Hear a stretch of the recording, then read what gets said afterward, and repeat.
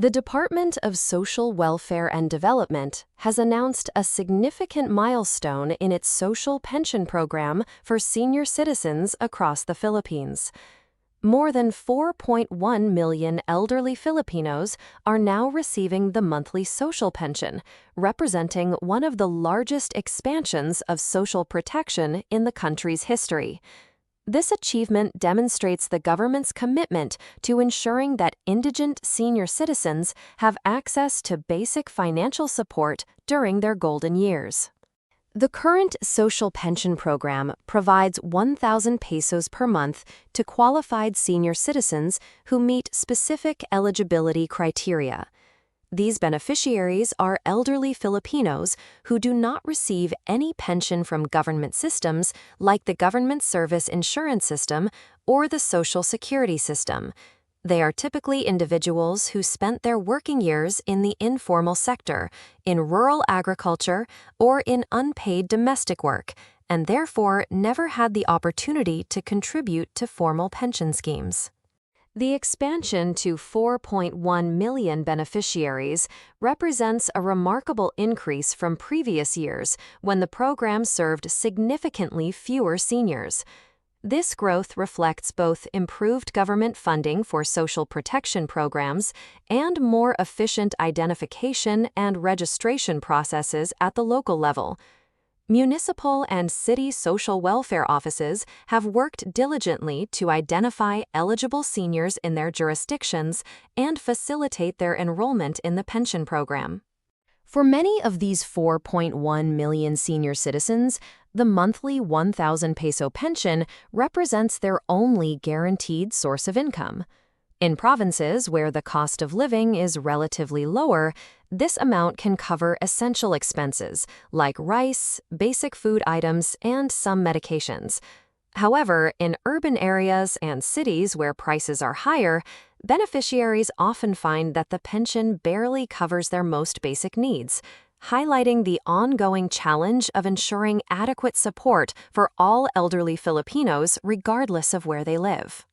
The DSWD has implemented a streamlined application process to make it easier for eligible seniors to access the pension program.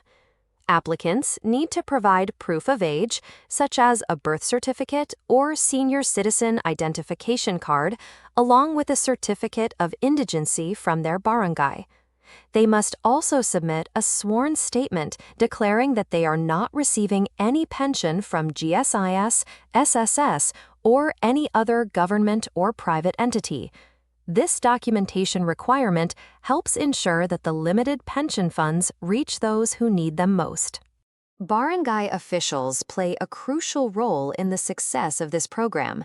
They are responsible for validating the indigency status of applicants, maintaining accurate lists of beneficiaries in their communities, and often facilitating the actual distribution of pension payments.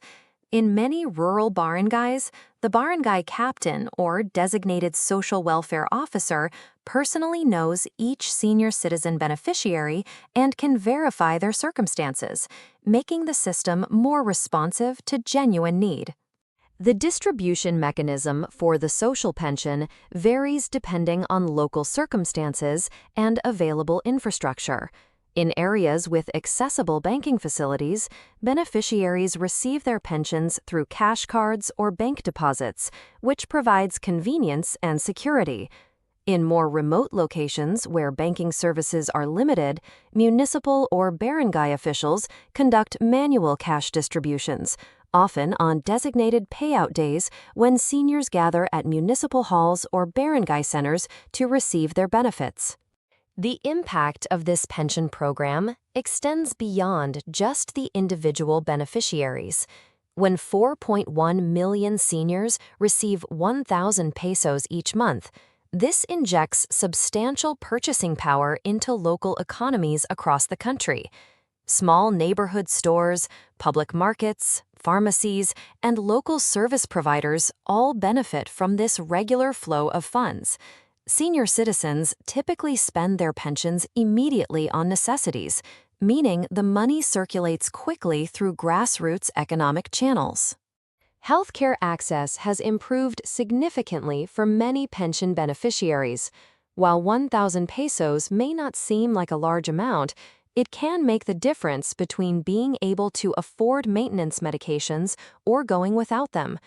Many seniors use a portion of their pension to purchase essential medicines for conditions like hypertension, diabetes, and arthritis. Some also use it to cover transportation costs to health centers or to buy vitamins and supplements that help them maintain their health.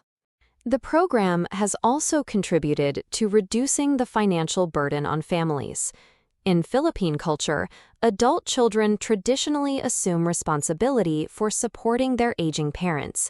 While this value of family solidarity remains strong, many families struggle financially, especially those with multiple elderly dependents.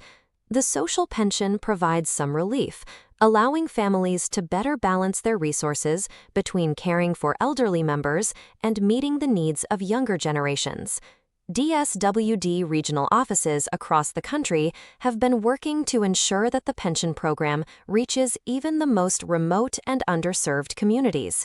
Field officers conduct information campaigns in far-flung barangays to inform eligible seniors about the program and assist them with the application process. This outreach is particularly important in mountainous regions, island communities, and areas with indigenous populations where awareness of government programs may be limited.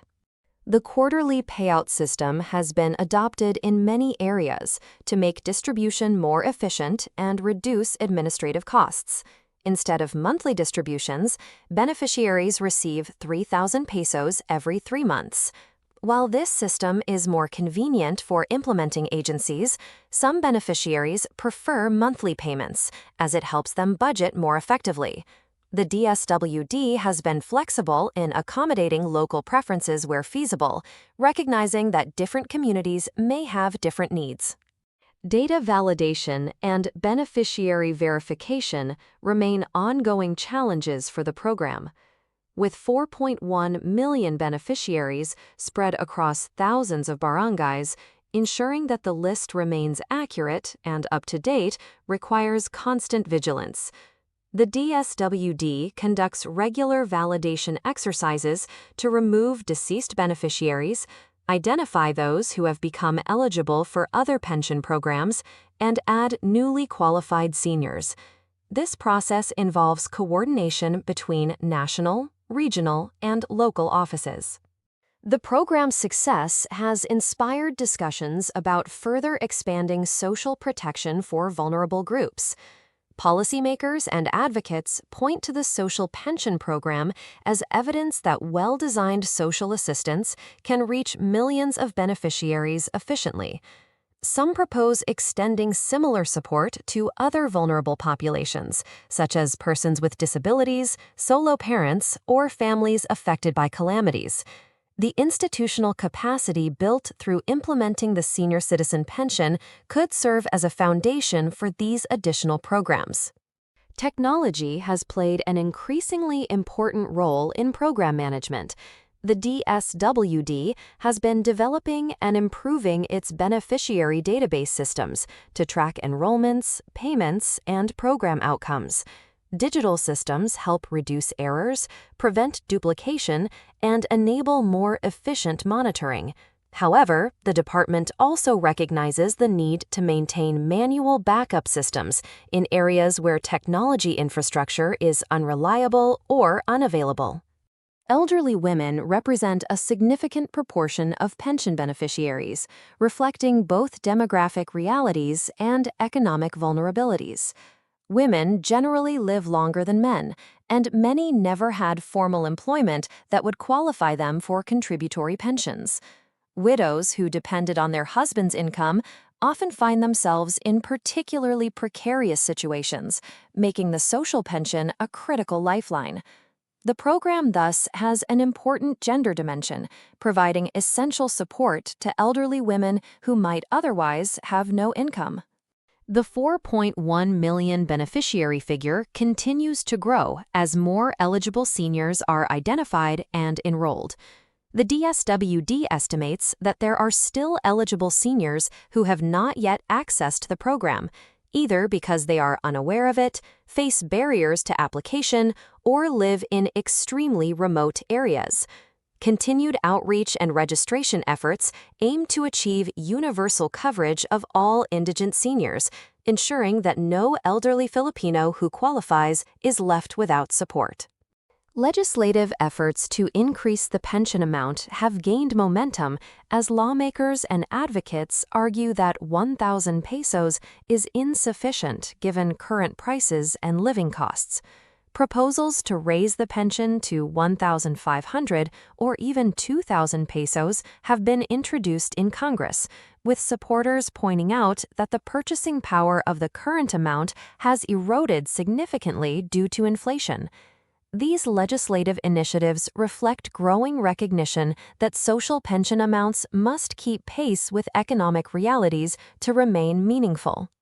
Community organizations and senior citizen associations have been valuable partners in implementing the pension program. These groups help disseminate information, assist with applications, and sometimes organize collective activities that enhance the social benefits of the program beyond just the financial aspect. When seniors gather for pension distribution days, it creates opportunities for social interaction and community building, which are important for the mental and emotional well-being of elderly individuals who might otherwise be isolated. The program has demonstrated that investing in social protection for senior citizens is both feasible and beneficial for society. Despite initial concerns about fiscal sustainability, the government has successfully maintained and expanded funding for the social pension. This success shows that with proper prioritization and efficient implementation, the Philippines can build robust social safety nets that protect its most vulnerable citizens while contributing to broader social and economic development goals.